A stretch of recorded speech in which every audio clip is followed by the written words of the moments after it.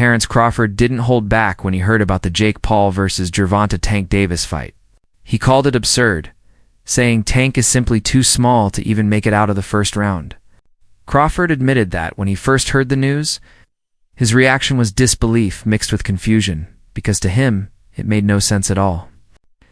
Tank has spent his career destroying opponents in the lighter divisions, while Jake Paul walks around as a fully built cruiserweight with raw size and power. No matter what people say about Jake's boxing background, Crawford believes this fight is not about skill. It's about simple physics, and physics, he says, will end the fight before it even begins. I believe that this is a mismatch, and I believe that Jake Paul will knock Tank Davis out, maybe in the third, maybe in the fourth round. Tank will try to move, he will try to stick and move. It's not going to work out for him, and he will eventually get knocked out. To be honest, Crawford doubled down, saying Jake's just way too big for Tank. On the Full Send podcast, he explained that size isn't just an advantage, it's a weapon. And coming from a man like Crawford, that statement carries weight. He's never been Tank's biggest fan, but he's always respected the kid's talent. He knows Tank can hit, that he's fast, precise, and explosive. But none of that means anything when the man standing across from you has 30 to 40 pounds more muscle and reach. Crawford's message was clear in a fight like this. The laws of nature don't bend for anyone. Maybe he'll fight Jake Paul instead. What do you think of that? I think that's terrible. Why? I mean, I get it, because at the end of the day, it's the money business, and you want to make the most money, but from what I'm hearing, he can make more money in a fight with me, and if that's the case, why not fight me? Sure. Do you think he beats Jake Paul? Do I think he beats Jake? Yeah, I mean... Crawford went on to say that Tank might be one of the most gifted punchers in the game, but against Jake Paul, that gift may not save him. Even if Tank showed up heavier, maybe around 145 or 150, he'd still be facing a mountain too steep to climb. The difference is not just weight, it's power, leverage, and impact. Crawford called it a battle between power and precision, and he believes Jake's power would crush Tank's timing. Recently, Tank hasn't looked like himself either. His draw with Lamont Roach at the Barclays Center raised questions. Fans expected dominance, but what they got was a slower, more hesitant Tank, instead of chasing redemption. Tank shocked everyone by jumping straight into a fight with Jake Paul, a move that left many, including Crawford, questioning his direction and motivation. It's kind of weird, because Jake Paul is extremely bigger than Tank. And I mean, but with it being Meanwhile, Jake Paul has built his entire boxing career around shock value and strategy. From facing ex-MMA legends to retired boxers, his journey has been as controversial as it's been profitable. In November 2024, he pulled off his biggest stunt yet, convincing 58-year-old Mike Tyson to step back into the ring. The world watched, the hype exploded, and Tyson, unable to keep pace, lost on the cards. Crawford, however, sees beyond the headlines. To him, Jake isn't redefining boxing. He's exploiting it.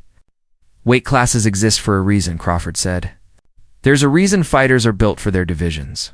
Tank looked very uncomfortable facing off. He just did. I've seen other face-off this Tank done. He gets in their face and they're intense and he looks good. He looked very meager up there. You've had 8 fights and you're going to go tangle with Tank Davis. And the story instantly comes out. Jake is so much bigger. There is such a compliment to Jake within that insult. It is meant to be an insult. It is meant to take away from a potentially glorious... Crawford explained that every fighter's style is shaped by their size, how they move, how they take punches, and how they deliver them. While he admits Jake isn't as slow as people think, he insists that the matchup itself is a mismatch from every angle. If Jake lands one clean right hand, Crawford warned, it's over. He's not saying Jake's an elite boxer. He's saying Jake's power, compared to Tank's size, is a dangerous equation. In boxing, even a 10 to 15 pound difference changes the game. But here, you're talking 40, maybe 50 pounds? That's not competition. That's chaos. Look at this face-off, Henry. What are your thoughts? You're hearing that For me, that's cringe. In some weird way, I kind of like cringe it. about it? He's trying to big man the smaller guy, who the smaller guy to me is dangerous. I think Tank Davis is going to put the hands on him, but I like it, bro. I will say something about Jake Paul. He's brought a lot of attention to boxing. Tank Davis guaranteed $40 million. If you were in that position, would you fight Jake Paul? Oh, hell yeah. You got to give Jake Paul. Still, for all his criticism, Crawford admitted he'll be watching. Because as much as he hates the circus around fights like this, he understands the curiosity, the spectacle, the what if. Fans love drama, and Jake Paul knows how to deliver it better than anyone. Crawford knows this isn't real boxing, but he also knows it's entertainment that the world can't stop watching. 133 pounds, a 5'7" wingspan. Tank fighting me would be a fairer matchup. We're basically the same size. And you wonder why fans think Jake's fights are rigged? Because every time we see some nonsense like this, it feels like WWE with boxing gloves. Here's the kicker, though. Jake threatened to sue anyone who calls his fights rigged. On the other side, Tank's camp stands firm. His trainer, Calvin Ford, believes Tank made the right call by skipping an immediate rematch with Lamont Roach, according to Ford. That fight already gave Roach the biggest moment of his career, and running it back wouldn't add anything to Tank's legacy or his wallet. Tank already did more for Roach than anyone ever would, Ford said. He made him relevant. He made him money. That's enough. I hit Jake was he ain't gonna fight back. He said, fat. So I said, you gotta take him serious. You get what I'm saying? Because he talked about, he had you on a hit list before this fight even happened. So his mental is on. Ford didn't stop there. He reminded everyone that Tank has a history of turning his opponents into stars. Look at Isaac Cruz, he said. Nobody knew him until he fought Tank. Now he's everywhere. From Leo Santa Cruz to Ryan Garcia, every opponent Tank faces ends up walking away with fame and fortune. Ford made it clear fighting Tank Davis is a one-way ticket to the spotlight. And Roach already cashed in on his chance. Jake went for the jugular. Jake comes back and says, anybody that puts his hands on a woman is a scumbag, and that's you. Tank responds. In the world of responses, it was as bad as it gets. In defense of himself, makes a comparison to P. Diddy. Jake literally just puts his head down. It's like, man. And I think that Jake was thinking in the moment. Ford went on to explain that after the draw, Tank didn't see any point in wasting energy on a rematch. It's about family now, he said. About what the fighter wants, not what people demand. Tank's been open about his struggles with motivation. He's made it clear he's not chasing belts anymore. He's chasing moments that matter and paydays that secure his future. Crawford might not like that, but Ford respects it. My point still stands where it stands. Jake Paul wins this fight. I already bet Gervonta Davis in the DMs. We locked the bet. Guys, it's obvious Jake wins this fight. If you guys know anything about fighting, you know about weight classes. You know that Jake's been training for actual years. He's been locked in. And that's why Tank's decision to face Jake Paul didn't come as a shock to those close to him. He'd already hinted that his boxing days were numbered. The Jake Paul fight wasn't just another bout. It was a statement. A way to step out of the sport on his own terms, with a massive payday and the world's attention. Reports even suggest this fight was agreed upon before his controversial draw with Roach, while others chased legacy.